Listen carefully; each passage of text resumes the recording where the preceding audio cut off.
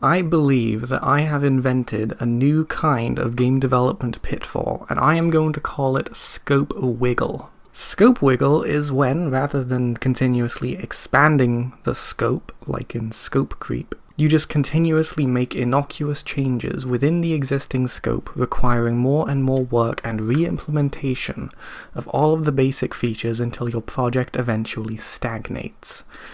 I guess another word for that is iterating on prototypes, but scope wiggle sounds way better. Anyway, this week I've been thinking more about the design. I would like to make some changes to how the factory operates, namely in terms of how the workers are generated.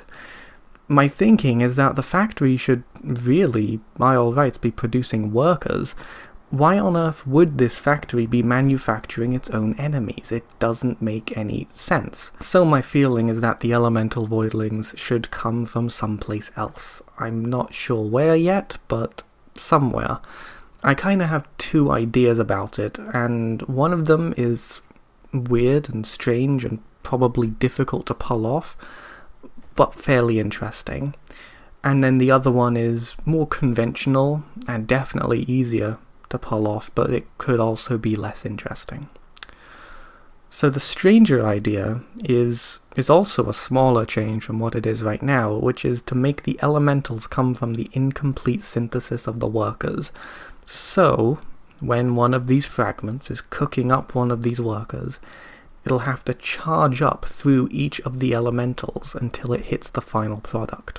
Since the ultimate goal is to try one of each of these, the player's job will be to carefully damage each of these fragments to reduce its efficiency just enough to actually finish the production process on one of these elementals. I don't know if that explanation makes sense. If it doesn't, perhaps that's an idea that I shouldn't try to implement it. Even if I do implement it properly, it does sound more tedious than anything, although the one upside is that it is fairly compelling from a lore standpoint.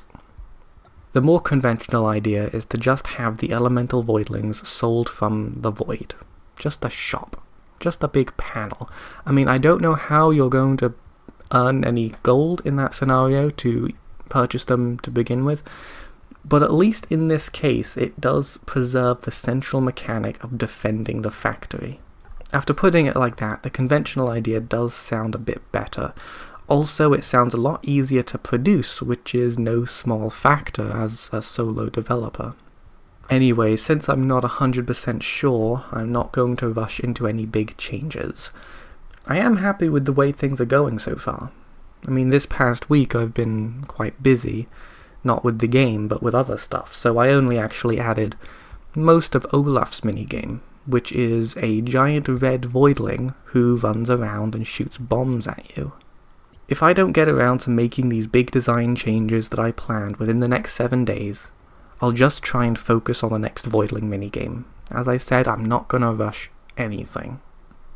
So thank you for watching, and stay tuned for next week when I will definitely make another video under threat of serious disappointment.